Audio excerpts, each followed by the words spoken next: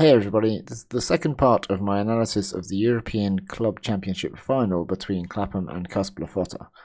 Bologna catch a ball in the 7th point of the game, and take note of how they don't hesitate to pass the disc to the people who are open.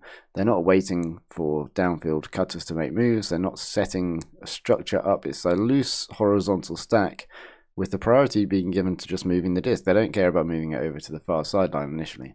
And then they get 6 passes in flow, which is a really nice sequence. Clapham stay in their zone up until this point here, so Bologna just taking the nice easy open passes, and now Clapham transition to one-to-one defense. Bologna don't really get their flow back, they're still a bit stop-start. At around this point here, he looks at the reset, and the reset makes a little move upfield, gets a pass inside, and at this point he can see Zani's started to go deep. His force isn't there because he's laid out, so he's got a free throw. Now Zani doesn't have much separation here, and James Freeman is poaching, but I don't think he sees the poach, and he trusts Zani to bring this down even with that lack of separation. So the disc goes up, and we'll see what happens. Zani makes an incredible catch over James Freeman, who thought he had done enough. James Freeman gets in position very early, just focuses a little bit too much on boxing out, but there's not, you can't really blame him for expecting at this point that the disc is going to go over Zani. So he puts his bid in late, and Zani's already up and over the top. So fantastic catch by Zani, but really that should have been a turnover because this poach has done the right thing. So a lucky break for Bologna. Clapham come out of a horizontal stack in the next point. They bring the disc in on the sideline and they move it around without really getting into much flow, but they're keeping the disc alive. And then James Mead gets the disc here and he steps over for his backhand. As he does this, he has 2 cuts that both aim for this space over here. And you can see Hori here pulls out of his cut when he realizes that space is going to be occupied. Pulls out of his cut and then he realizes he's got separation here. And James Mead sees that as well. So then Hori goes deep. James Mead winds up and throws it. Now this throwing technique, when you're already stood in the backhand position, it's harder to get the accuracy and the power than if you stand facing up and then go into the backhand. So he's attempting quite a difficult throw here. But there's quite a high margin for error because he could have thrown this disc anywhere in the end zone and it would have been a score. As soon as the disc is released, both these players run to where it's going to land. Yeah, they take immediate great lines. Fantastic bid from the D, great catch from the offense. And then Josh Briggs is there. You see he winds up, he does the fake, and then he winds up again and throws it. Take note of how quickly Hori gets up from this catch. So he makes the catch, no time at all, he's up on his feet, he's got his pivot foot in roughly the right place, and is able to make the throw. Bologna catch the ball and don't waste any time or energy on faking or setting up an offense. They come out of their loose horizontal, and they use great field vision to find the open pass downfield, which leads to a nice sequence of 6 passes in flow. They don't hesitate at all with any of these passes, which makes it very, very hard to defend against. You can see player here going past James Freeman. He's in good position when the disc is here, but as soon as the disc moves, then he's having to play catch up to a very, very dangerous area. So moving the disc has opened that option up and puts them in a very, very good position to score. Clapham tries to transition to one-to-one defense, and we have a player completely free in the end zone. Let's have a look at that, why that happens. You see he comes from the far side, moves across next to his teammate, and then this Clapham defender does not pick him up. Why does that Clapham defender not pick him up? Because he's transitioned to one-to-one defense and he's found his man over here. So he's marking his assignment and he's not looking for that switch. So it has to be a reactionary switch rather than a preempted switch. It's a bit too late. It's way too late. And it's an easy score for Bologna. Now the trigger for this switch should be when these 2 bodies are next to each other. When 2 bodies are next to each other like that, that means that teamwork can be used on defense. But that reaction doesn't happen, and Bologna are free in the end zone for the score. Let's have a look at those 6 passes in flow. Every player seems to want to get the disc out of their hands quickly, no hesitation. Their positioning means that they have close options nearby and they can move the disc very, very quickly from one player to another. Clapham catch the pull in the next point and immediately look to centre the disc to Josh Briggs, but that pass has to be faked, and that ends up being a waste of time and energy because the defender is able to shut that down without then being punished. So Bologna have got an immediate advantage by stopping that pass. However, there's a player free on the far side, so Clapham swing it over there. Bologna are out of a Zani kind of look, and Briggs signals that he's free on the far side. This goes up, and it's just a little bit too high and floaty, so Bologna are able to put a good bid in to put the catcher off. You can see how far away this defender came from.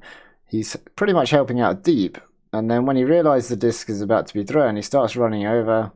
As soon as it's in the air, he's going at full speed, and he's able to close down those last few yards to put Briggs off on the catch. You can see in the replay the defender doesn't actually touch this disc, but he gets so close to it that Briggs mentally accounts for the fact that he might get a small touch and ends up bidding in the wrong place. Davide runs to the disc to pick it up because Bologna love the fast start. He ends up stepping into Briggs and fouling him and losing his balance, but he gets the disc off because he focuses on his teammate, and then the timeout is called by Bologna. Bologna come out with a 3-1-3 or a German offense setup. After the timeout, they immediately throw the reset and then manage to put the disc to the isolated player. From there, they're in flow for the duration of the rest of the point. There's a pick call, which I think should have been a switch instead. You can see bites on that fake, and this player here could easily switch and take the force while they stay on the player that they're actually kind of stopping that original throw to. You see they could easily then switch marks, but instead they run into each other and it's a pick. I will talk about picks later on. There's a great catch here after the pick from Simonazzi. Gets up nice and early to make that one. And after that, Bologna are just moving the disc around, not letting the stall get too high. It looks kind of messy, but really it's just kind of a spread approach to offense. So they've got multiple options around the disc and they're all very familiar with each other. So they're able to keep these passes going. Plus they have the athleticism to save things from being turnovers when they're pretty close calls. In the end, it's a quick pass to the front of the end zone, where it's a simple move just to get shoulder in front of the defender and just sneak on the open side like that. And here we have another look at the Simonazzi catch where he gets up nice and early. Clapham misread the pull in this next point and have to backtrack in order to bring the disc into play. Once Briggs picks it up, they run what looks like a set play or a cutting pattern. However, there's a poach in the lane which stops any of these cuts getting free. You can see the cut comes across the field, but the throwing lane is clogged by this defender. The poach player is thrown to. The tight marking from Bologna downfield means that none of the Clapham players are getting free. At this point, the Bologna defender is trying to read the Clapham movement and is poached off to try and get a Callahan. However, Briggs swings the disc over the back line of his own end zone, which is not a really nice position for any team to be in. Justin Paul starts to go deep and gesticulates to his teammate to come under, but the defender immediately communicates with his teammate and they switch, meaning that both those cuts are then nullified. On top of this Bologna defender is still playing to cover the unders, so that limits Justin's ability to cut under, knowing that they will switch to neutralise that one as well. So when Briggs gets the disc moving towards the sideline, Justin knows he has to time his cut, and the only thing he can do is go deep. Josh Briggs not able to get off a quick flick. He does shimmy fake and then get the pass off, but at this point, Justin is so deep already that even Briggs' sidearm is going to struggle to lead him out to space. So in the end, when this is thrown, it's pretty much a 50-50. There's no separation there. There's a lot of pressure applied from the defender. Justin's forced into a spectacular bid, which doesn't come off. CUSB pick the disc up quickly and begin to move it against Clapham's one-to-one marking. They don't hit several passes in flow, but they are keeping the disc alive. The stall count isn't getting particularly high. Their offense doesn't have as much structure as Clapham's, but this gives them the freedom to take whatever the defense gives them. After moving the disc around quite calmly, Justin puts a layout bid in, leaving the break side open for Bologna to put it into the end zone. Justin gets quite close with this bid, but it's not close enough.